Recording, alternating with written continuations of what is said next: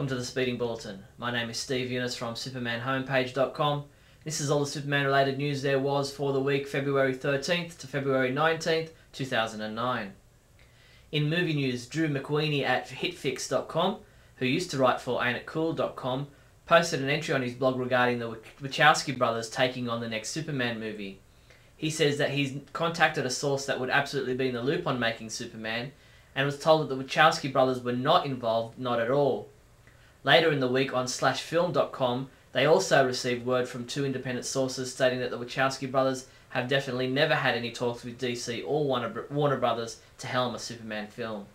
In TV news, Newsarama.com grabbed a video interview with Phil Morris at the recent New York Comic Con, which he talks about his role as John Jones on Smallville and his upcoming new film, Black Dynamite. Phil suggests that there's probably a 70% chance that the show will be renewed for a 9th season, but admits that he doesn't have any inside knowledge and is simply speculating. The CW has released an episode trailer for the upcoming 15th episode of Season 8 of Smallville. Titled Infamous, this episode is scheduled to air in the US at 8 PM on Thursday, March 12th on the CW, and features the return of Tori Spelling as Linda Lake. See what happens when Clark Kent reveals his secret to Lois Lane and the world. DC Comics released their May 2009 solicitations this week. We highlighted for you all the Superman related comics and products scheduled to be released in May. Obviously the main Superman comics were of a lot of interest, with Mon-El, Nightwing and Flamebird all important in upcoming stories. Our own Neal Bailey caught an exclusive audio interview with writer Jen Van Meter to ask her about her Black Lightning Year 1 miniseries in which Superman appears. It's an interesting interview with an excellent writer. You can download the 1-hour audio interview from the Superman homepage now. Newsarama.com caught up with artist Jamal Igle at the recent New York Comic Con and asked him about his job illustrating the monthly Supergirl comic book. As for the mystery surrounding Superwoman's identity and whether online fans have guessed who she is yet, Jamal said, "I can honestly say only 1% of people online have figured it out already, and they don't even realise they've figured it out." WizardUniverse.com posted an interview with writer Dan Jurgens to discuss Tangent Superman's reign and his ongoing Booster Gold title. With the final issue of the 12-issue Tangent Superman's Reign miniseries on sale this week, it's an interesting interview worth checking out. Superman comics we reviewed this week included Action Comics 874, which was reviewed by Adam DeChannel, who gave it a 4 out of 5, saying, "A lot of character-driven writing this issue, all extremely thought-provoking." Our Trinity of reviewers, Barry, Neil and Jeffrey, reviewed Trinity number 37 this week, and once again all three guys rated it a 1 out of 5. Adam DeChannel also reviewed Super Friends number 12, saying, "A decent fun story for children that completely defies any logic," and he gave it a 2 out of 5.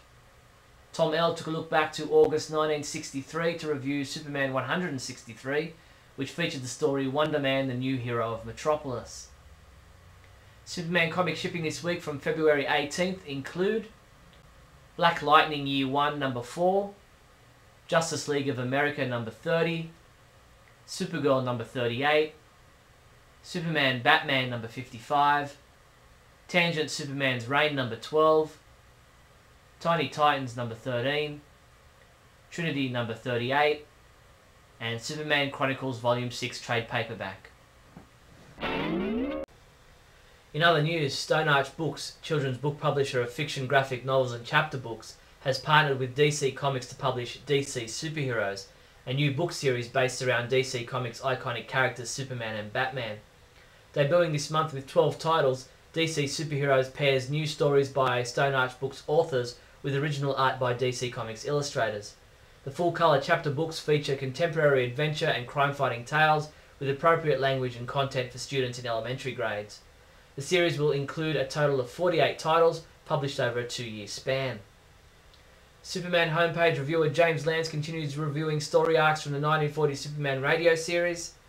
This week James examines the Kingdom Under the Sea story, which sees Superman flying off to investigate a strange civilization living under the oceans.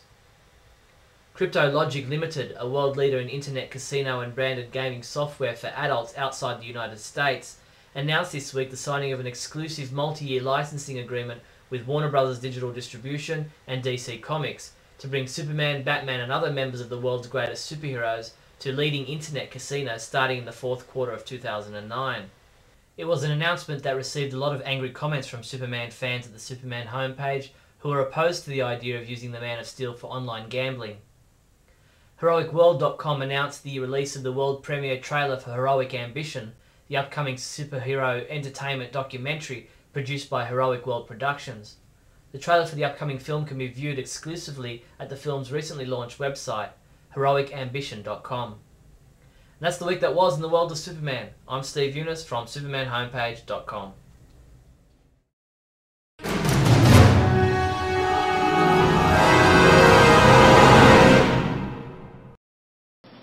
Lana is over in Smallville. And good. Good.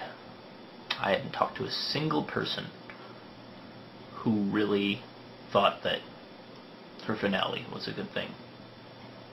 I can't imagine what they were thinking. It was a ratings tank. It drove away a lot of the goodwill this season had. And I'm willing to bet that it has a key influence in whether or not the show continues.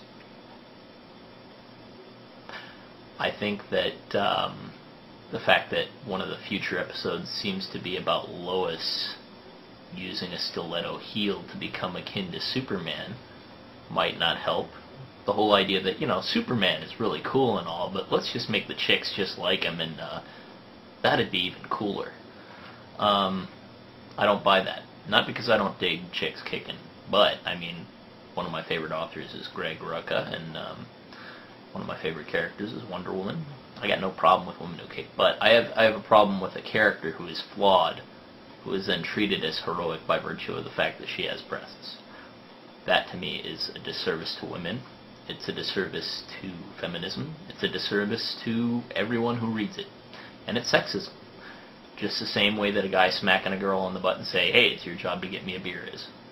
Because she has breasts, she has to get you a beer? No. Because she has breasts, she's arbitrarily better than a guy? No. That's a form of bigotry, folks. That's crap. And to take a character like Lana, who last season was shown, you know, doing that on the IV, to a man who was injured, a woman who kidnapped, a woman who effectively caused a lot of death, compared to, say, Clark, who has caused death on accident and thought about killing, which was out of character.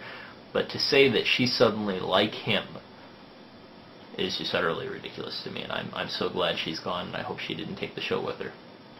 In fact, I to a degree, I hope she did, because it's utterly corrupted Superman in many, many, many ways, which is unfortunate. Bailey Planet is sponsored by Gibbo.